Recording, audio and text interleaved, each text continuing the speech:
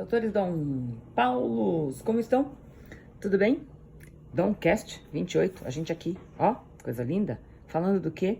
Do nosso próximo ponto, nosso próximo sapinho da 6015. Estamos, não esqueçam, a gente tem sempre que fazer um grande mapa do pensamento em que terreno estamos pisando, né? Estamos pisando na lei 6015, no título 5, registro de imóveis, e estamos no capítulo 3 do processo de registro. Vimos a estrutura geral, vimos a estrutura dos requerimentos do poder público, vimos o procedimento de dúvida e estamos agora na estrutura da retificação. E para estudar a retificação, primeira coisa, você tem que ter uma calma muito grande para entender que esse pedaço aqui da lei tá meio bagunçado, assim. Ele é meio bagunçado mesmo, né? Sabe o que acontece? Porque ele é meio bagunçado? Porque toda coxa de retalho que não é feita por boa costureira fica um zumbi, não fica uma coxa.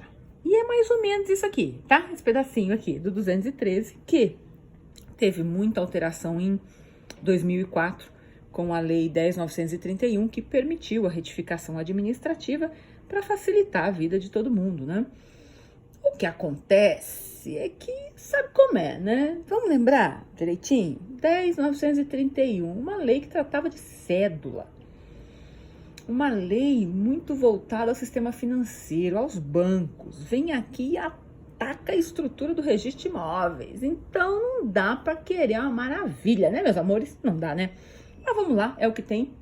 A gente não fica brigando com a lei, a gente fica estudando para montar o teu pilar. Estamos no pilar 3, né? E eu gostaria só de chamar atenção aqui para alguns detalhes muito relevantes para a hora que vocês forem fazer o seu estudo desenhado. Presta atenção. Nós estamos no 213 e hoje vamos até o 216. 216 puro. E que pode parecer que é tudo uma retificação, né? Tá tudo no âmbito da retificação. Até poderia, deveria, né? Mas não tá não, tá não. Então, vamos focar onde é que está efetivamente a retificação. Você tem aqui 4 grandes passos para verificar o que é retificação. A primeira, eu tenho uma retificação de fato, realmente, de ofício. É a primeira modalidade. Ela pode ser feita pelo registrador, sem nenhum tipo de participação de terceiros, naqueles casos aqui, inscritos nos itens de A a G aqui. Então, sempre vai ter um documento apresentado ou, enfim, informado ao registrador para que ele possa, do nada, ele não tira isso aqui, né, lógico. Para que ele possa, então, retificar, por exemplo, uma alteração de número, uma alteração de nome de rua, a prefeitura manda lá uma publicação e ele utiliza para alterar, um erro, né? A gente já sabe, retificar significa ajustar algo errado. Tornar correto o que está errado. Então, é por isso que eu tô te avisando já, tá? Nem tudo que tá aqui é efetivamente retificação. Só está num bloco de retificação que chama-se o oficial retificará o registro ou a averbação. Muito bem. De primeira mão, de ofício, o que for básicas, questões que não envolvem propriedade efetiva e mais, de fato, um erro, uma falha, uma inexatidão, uma desconformidade. Aqui tá tudo certo, não tem muita dúvida, já sabem, checklist, post-it com os itens, desenhem, quando forem ver, por exemplo, ó, o item A, omissão ou erro cometido na transposição de qualquer elemento do título. Desenhem. É só omissão? Não. Pode ser erro também. Pode ser só erro? Não, pode ser omissão também. Faltou ou entrou errado. De que forma que essa coisa entrou errada? Quando eu estava já recebendo o título? Não, quando eu transpus o título, quando eu transcrevi, quando eu registrei o título, faltou uma coisa ou uma coisa foi errada. E ele continua. Eu posso só retificar o nome da pessoa, ou a estrutura do imóvel, ou um item sobre valor? Não. Ele diz aqui, ó, qualquer elemento do título pode ser retificado, cuidado, se houve uma omissão ou um erro na transposição. E no item 1 você tem a dupla possibilidade. Ou o registrador faz de ofício, ou, claro, ele é avisado, chamado a verificar, há um requerimento de interessado aqui, tá? Já no item 2, quero chamar a atenção de vocês, eu normalmente não faço isso no VAD, tá? Mas fiz aqui para você não errar. A requerimento do interessado. Aqui tem de ofício? De jeito nenhum, né? Por quê? Porque aqui você tem questões que envolvem um pouquinho mais de profundidade no que se chama de retificação. Portanto, aqui, um registrador no 2 não pode agir de ofício. Ele tem que ter um princípio da instância observada, um requerimento do observado. Em que caso? Se houve uma inserção ou se há uma alteração de medida perimetral, por exemplo, que pode alterar a área, pode não alterar a área, mas não importa, alterou a medida perimetral. Aquele quadrado do imóvel, aqueles pontos do imóvel foram alterados. Então, eu devo aqui seguir uma regrinha, apresentar memorial, apresentar uma RT, tem que ter uma assinatura de um profissional, tem que ser assinatura de confrontante, porque eu posso aí mexer com determinadas áreas dos confrontantes. Posso fazer isso se houver requerimento. Tenho que observar as regras do 225. O 225 fala de como é que eu qualifico um imóvel, como é que é a qualificação objetiva, o que tem que ter para eu botar um imóvel bonitinho na matrícula, tá? Então, leiam o 225 até antes de começar a fazer isso aqui, para não quererem parar o estudo desenhado desse artigo, do 213, e ir lá para o 225 depois, tá? Eu tenho aqui algumas observações, né? A possibilidade de o registrador, essa foi uma inovação muito interessante, muito importante. A possibilidade de o registrador, não havendo a assinatura dos confrontantes, ele próprio notificar os confrontantes, ele próprio ou por intermédio de um RTD, notificar esses confrontantes que não assinaram a planta e o memorial dessa retificação. E essa notificação deve ser feita por carta, por AR, no endereço que constar ali no mapa ou no registro imobiliário, e não respondido em 15 dias, isso pode ser feito inclusive por edital, assim como o protesto, né? Vejam que tem uma coisa lógica de tornar públicas as informações, de fazer as informações chegar aos interessados, né? E essa estrutura continua dizendo, olha, se ninguém se manifestou, você fez tudo que tinha que fazer para notificar, ok, considera-se que houve uma concordância nessa retificação. Estamos no procedimento de retificação, que pode ou não alterar a área, lembra? Olha lá, ó. Estrutura perimetral que resulte ou não em alteração de área. Por que tem que ser notificados esses confrontantes? Porque eu posso ter uma alteração de área aqui. Eu estou retificando, mas a própria retificação de um erro pode ocasionar uma mudança na área ali do vizinho. Então, eu devo cumprir o procedimento das notificações e que podem ser feitas por carta com AR ou por edital, caso ninguém responda, e fará a retificação. Se alguém discordar, vamos lá, vamos a um acordo extrajudicial e ver se todo mundo se entende. Se não se entender, evidentemente, vocês já sabem, estamos no extrajudicial, aqui não pode ter litígio, né? Manda lá para o juiz resolver. Se for uma questão muito básica, juiz aqui, corregedor, tá? Se for uma questão muito básica e o juiz conseguir solucionar, ótimo. Se não conseguir, vias ordinárias, meu filho, manda brigar lá no judiciário, né? Porque você não tá aqui para ficar resolvendo briga de vizinho. E aqui literalmente é briga de vizinho, né? Quero que vocês prestem atenção, ó. Passamos por um procedimento que foi a retificação de ofício, perdão. Passamos naquele que é puramente feito a requerimento, ok? E aí você continua na retificação e fala assim, então vou continuar estudando retificação. Aí você percebe que o próximo item não tem nada de retificação, ó. No parágrafo 7º, a gente tem o mesmo procedimento, mas para apurar remanescente. Remanescente o que é? Tirei um pedacinho do imóvel, sei lá, por uso capião, desapropriação, regularização fundiária, aquelas coisas que a gente até já falou lá no requerimento dos entes públicos, né? Sobrou um pedaço lá, da REURB, sei lá. O que eu tenho que fazer, eu que sou proprietária daquele pedaço que sobrou? Eu tenho que apurar um remanescente. Quanto sobrou para mim dessa área?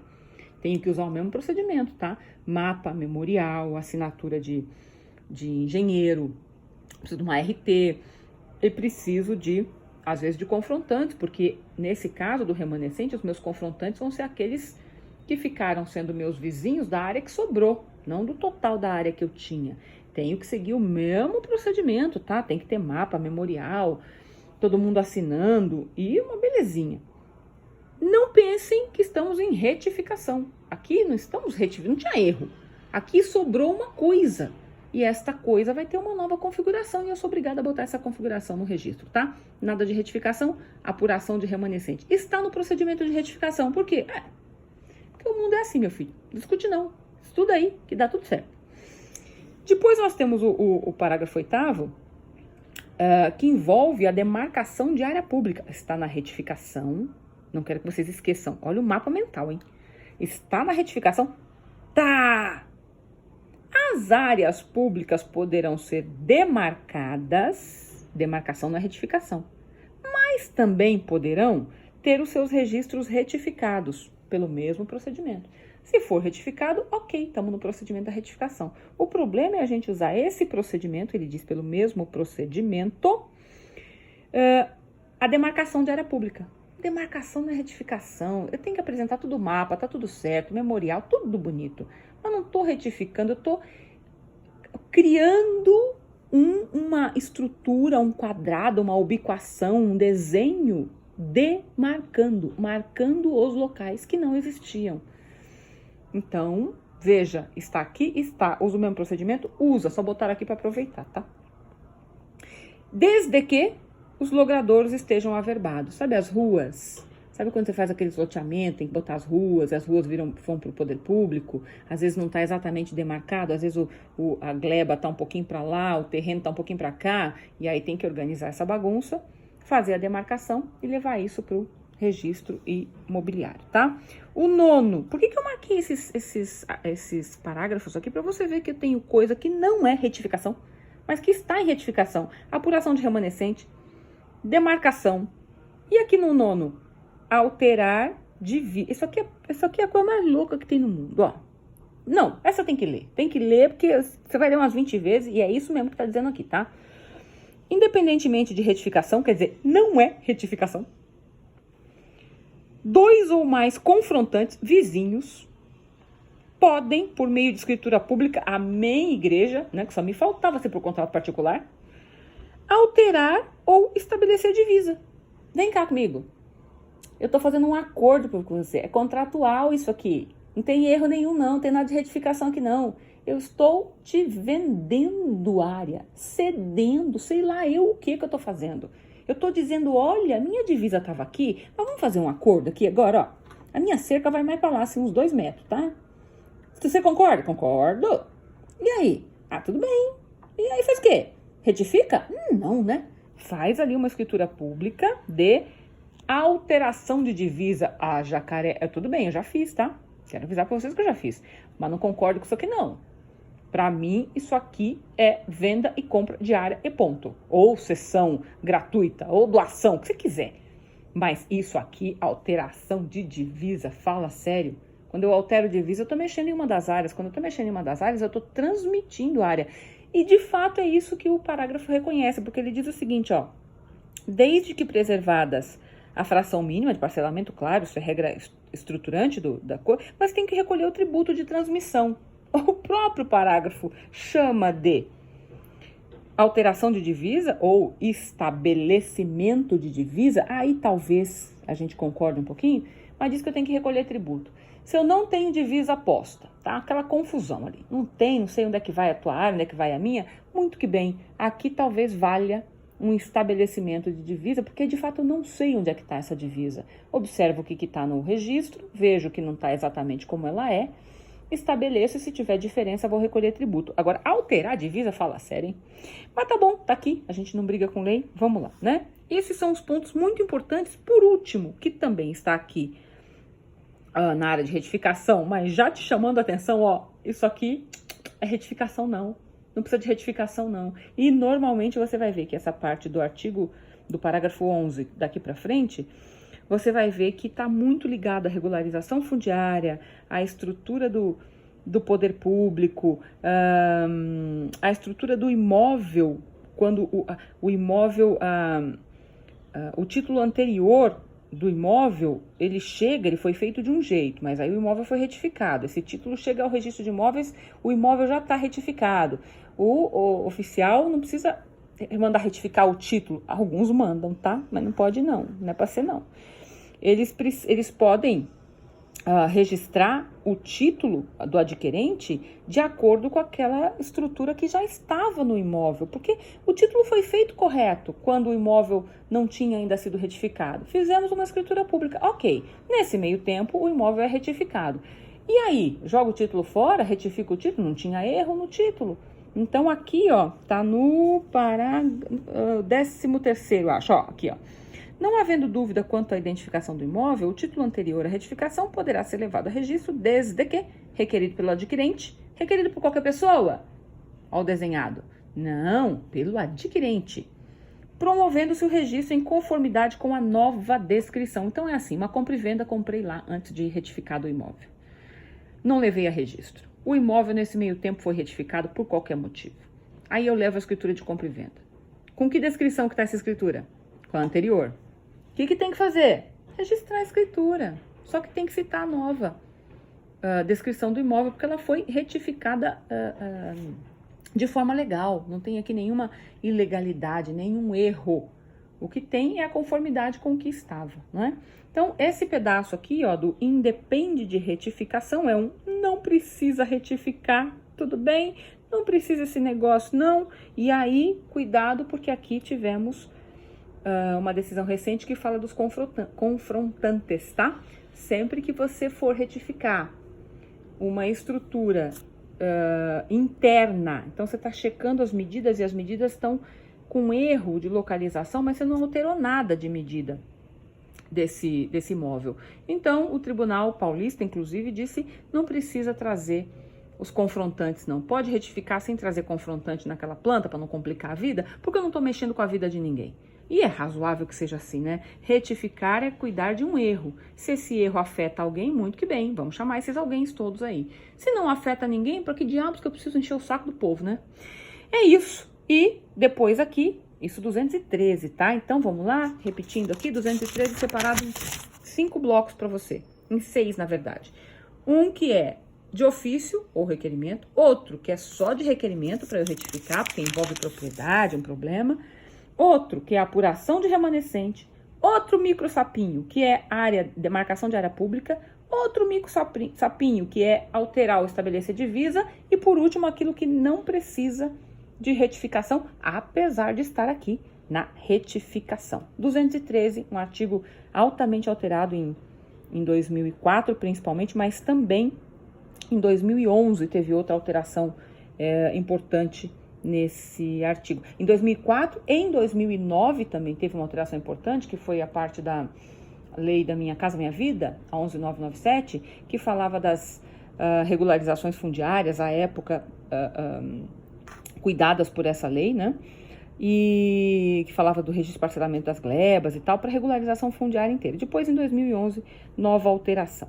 O nosso bloco envolve ainda o 214 até o 216, aqui você está num procedimento de nulidades. Você está num bloco de nulidades. É nulo quando... E vale a pena fazer bem o desenhado aqui, tá?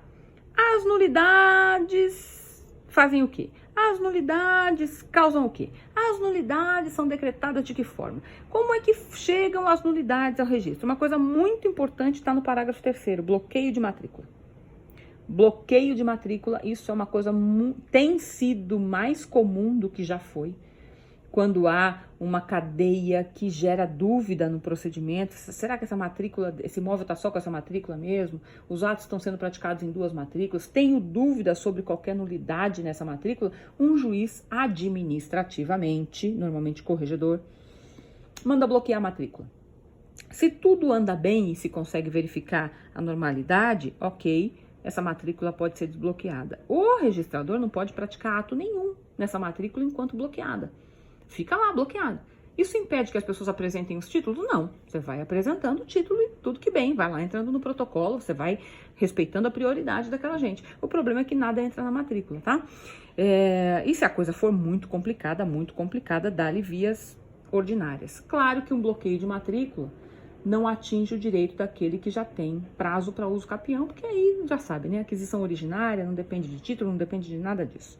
Observem bastante isso e quando a estrutura do bloqueio da matrícula vai muito além do que puramente a nulidade, você precisa de uma ação própria, não tem jeito, para tentar regularizar a propriedade, porque o problema não é de matrícula, é de propriedade. Há também aqui uma regrinha importante da nulidade dos atos que são praticados com a abertura da sentença de abertura de falência, tá? Isso é válido até hoje, acontece muito. O juiz da falência manda oficiar normalmente os ofícios de imóveis para verificar se houve algum ato praticado pós decretação de falência ou do termo legal determinado na falência. Isso também é muito relevante, cai muito em prova, só é muito relevante porque cai muito em prova, ou se você for advogar na área empresarial, né? Se for esse seu caso, meu filho, tá, parabéns. Tá lá, vai ter um monte de pesquisa disso aqui feita, tá?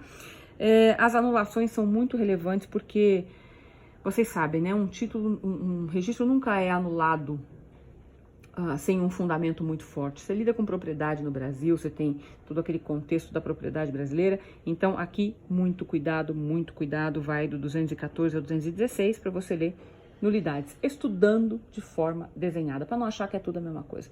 Entenderam que retificação não é só retificação? Entenderam meus marcadinhos rosa? Só para isso que eles estão marcadinhos rosa para vocês, tá? E voltamos com o próximo Domcast com o maravilhoso, sensacional, absoluto e necessário 216A. Que fala o quê? Uso capião extrajudicial, né, meu amor? Coisa linda isso aí, né? Um beijo para vocês.